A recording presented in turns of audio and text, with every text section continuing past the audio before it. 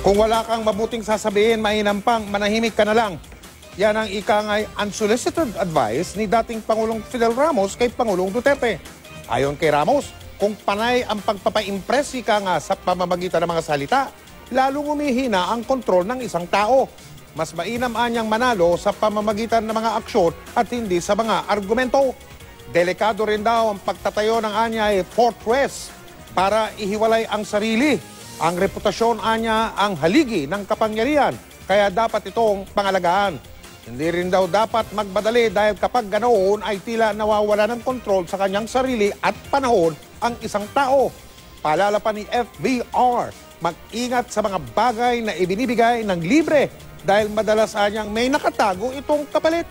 Inilatag ni FBR sa kanyang kolom sa isang pahayagan ang mga abisong ito na mula raw sa libro ni Robert Greene na pinamagatang Laws of Power o mga batas ng kapangyarihan. Dati na rin daw niya itong sinabi kay Pangulong Gloria Macapagal Arroyo.